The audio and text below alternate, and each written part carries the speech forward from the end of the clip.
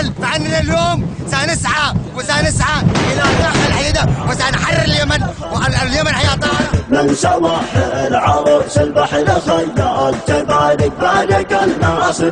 وضاح من كل طاقة، والأسود أقبلت صوب الحديدة خيالك من أهل البأس والعين القوي بالطلاقة، بالتماتيك تتفرط محارق وخارق بالبوارد والنسف مع أهل الحماقة، والرصاص المطلق من خصوم البنادق يتطير بناس الخصم عند التراقة، يوم عند المنايا ما تهب الفوارق أسواره في ميادين الوغى والملاقة، يلوي الجيشان العملاق شدوا المحازق والقسم ما نخفض في الدماء المراقة، يلوي الجيشان العملاق شدوا المحازق والقسم ما نخفض في الدماء المراقة، بعدهم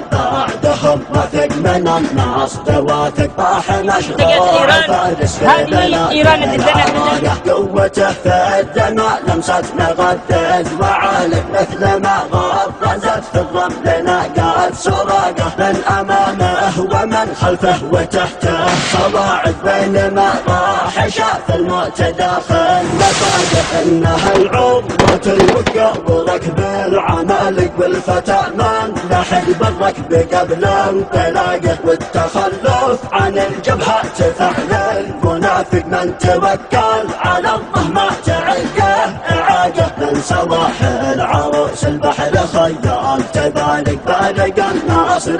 وضاح من كل طاقة، والأسود أقبلت صوب الحديدة خيالك من أهل البأس والعزم القوي بالطلاقة، بالتماتيك تتفرض وحارق وخارق بالبوارد والنسب مع أهل الحماقة، والرصاص المفرقع من خشم البنادق يتطير بناس الخصم عند افتراقه، يوم عند المنايا ما تهم الفوارق أسواره في ميادين الوغى والملاقة، يلوي الجيشان العملاق شدوا المحازق والقسم ما نخفض في الدماء المراقة، يلوي الجيشان العملاق شدوا المحازق والقسم ما نخفض في الدماء المراقة، بعدهم وثق من الناس تواثق طاح مشروع فارس في بلاد العراقة، قوته في الدماء لمسة مغذز وعالق مثل ما غرزت في الرمل ناقات سراقه، من امامه ومن خلفه وتحته